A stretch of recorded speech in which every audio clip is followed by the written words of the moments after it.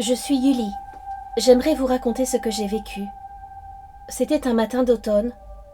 Je me rendais comme d'habitude à l'école à bicyclette.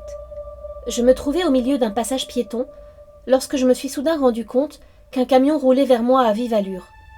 J'essayais de l'éviter en me déplaçant sur ma droite, mais ma mémoire s'arrête là. Plus tard, j'ai appris que j'avais été frappée par le camion, et quand l'ambulance est arrivée sur les lieux, mes pupilles étaient déjà dilatées, et personne ne pensait que je m'en sortirais. Il m'a fallu 3 semaines pour reprendre connaissance. Alors que je récupérais à l'hôpital, ma mère m'a demandé si je me rappelais ce qui s'était passé durant mon coma, mais je ne me souvenais de rien. 8 ans plus tard, au printemps, je suis allée visiter le temple de Nassau. J'ai participé à un séminaire de méditation, et là j'ai vu la rivière Styx, la rivière qui sépare, dit-on, ce monde de l'autre. Tout au long de la semaine suivante, je recouvrais peu à peu la mémoire de ce que j'avais vu lorsque j'étais inconsciente, juste après mon accident. Je revis le camion à quelques centimètres de mon visage, et moi qui essayais de l'éviter en me jetant sur ma droite. Je ne me souvenais pas du choc.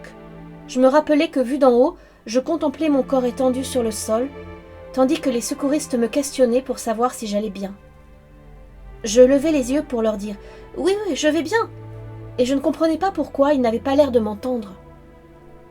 Du plafond de l'hôpital, je me regardais, couchée sur mon lit, entourée de ma famille, et ma mère agenouillée auprès de moi, qui criait mon nom. « Yuli! Yuli !» Je descendais vers ma mère pour poser ma main sur son épaule et lui dire que j'étais là. Mais ma main passait à travers elle. Et elle ne semblait pas du tout m'apercevoir. Étais-je devenue invisible ? Je me demandais, pourquoi suis-je ici et couchée là en dessous ? Plus tard, je me tenais debout au bord d'un grand fleuve. Pour une raison ou pour une autre, je savais que c'était la rivière de l'autre monde. La couleur de l'eau était claire, d'un bleu pâle. J'y entrais dans une gerbe d'eau. L'eau m'arrivait aux genoux. Près de moi, une personne était en train de se noyer et une autre était immergée jusqu'au cou. Une dizaine d'autres personnes m'entouraient, toutes à demi accroupies dans l'eau, essayant d'attraper quelque chose. En regardant de plus près, je pouvais voir de l'argent, des livrets de banque, des bijoux et toutes sortes d'objets de valeur déposés au fond de la rivière. Je repérais quelques aliments et me penchais pour les attraper, mais ma main droite passait à travers. Ils paraissaient bien réels, mais je ne pouvais ni les toucher ni les sentir. Décidant qu'il valait mieux traverser la rivière, je continuai ma route, inquiète que l'eau puisse soudain devenir plus profonde et m'oblige alors à nager. À ce moment précis, venant de derrière moi, quelqu'un a glissé sur un seul pied à la surface de l'eau. Tout le corps de cette personne irradiait de lumière, laissant une traînée scintillante derrière elle. Je voudrais pouvoir traverser comme cette personne, pensais-je avec envie. Au milieu de la rivière, il y avait un banc de sable avec un arbre mort au centre. Je m'en approchai et vis alors une vieille femme. Elle me dit qu'elle allait pendre mes vêtements mouillés sur l'arbre pour les faire sécher. Mes vêtements ne semblaient pas humides du tout, mais quand elle les étendit sur une branche, ils plièrent lourdement sous leur poids. « Vous devez avoir beaucoup d'attachement, ma chérie, dit-elle en riant. » Je regardai vers l'autre rive.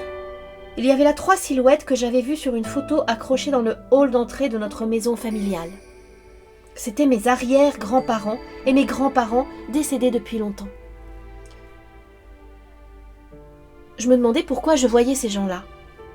Je compris alors que si je les rejoignais, je ne reviendrais jamais à la vie.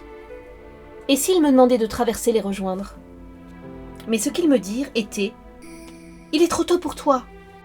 Rentre !» Je me suis retrouvée ensuite entourée de nuages. Un homme très élancé en costume était assis à son bureau en face de moi. Il me dit que j'étais morte. Non, je ne suis pas morte. Et je le pensais vraiment. Je discutais âprement avec lui, mais après qu'il m'ait répété 3 fois que j'étais bien morte, je me sentis tomber encore et encore. Finalement, j'aperçus une fosse où des millions de gens rampaient et se hissaient les uns sur les autres pour tenter de remonter. Je les regardais d'en haut avec un sentiment de dégoût, mais juste après, je me retrouvais parmi eux, essayant de m'accrocher à la personne au-dessus de moi et tentant de grimper par-dessus tous ces gens pour atteindre le sommet et me retrouver, tirée en arrière par quelqu'un d'autre, alors que je croyais avoir atteint mon but.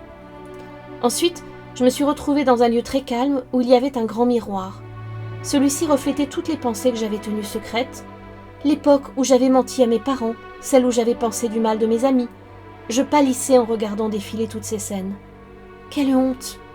Je vais sûrement aller en enfer au lieu du paradis si je meurs à présent. Alors je repartis dans les nuages, mais cette fois, je ne distinguais plus rien car tout y était trop brillant. Dans la lumière blanche intense, j'ai finalement reconnu 3 statues de Bouddha remplies de lumière. Une était assise, l'autre debout, et la dernière en position couchée. Sans raison, j'ai pensé instantanément que si je ne priais pas, je mourrais. S'il vous plaît, ramenez-moi à la vie. Mais même en priant très fort, leurs yeux restaient fermés. Je criais « S'il vous plaît, je vous en supplie !» C'est alors que j'entendis au loin une prière dite par de nombreuses voix, dont celle de mes parents. Je sentis que mes parents et de nombreuses autres personnes souhaitaient mon retour et que si je mourais, je le regretterais terriblement. J'ai appris plus tard que mes parents et mes amis avaient prié à plusieurs reprises, tandis que je me trouvais inconsciente, afin que je puisse revenir et remplir ici ma mission, si Dieu le permettait. Je m'agenouillai sur le sol et demandai allégeance à Bouddha. « Ramenez-moi à la vie, s'il vous plaît. » Puis Bouddha ouvrit lentement les yeux et dit « Si c'est ce que tu souhaites au plus profond de toi, alors reviens et fais de ton mieux. » Aussitôt je repris connaissance, comme hébété. J'ouvris les yeux. Une grande douleur envahissait tout mon corps. J'étais de retour dans ce monde. Ça fait 12 ans maintenant que j'ai vécu cette expérience de mort imminente. C'est avec passion que je vous le dis. On ne peut traverser la rivière si l'on a trop d'attachement. Tout le monde rejoindra un jour l'autre monde. J'essaie moi-même de conduire ma vie avec cette conviction.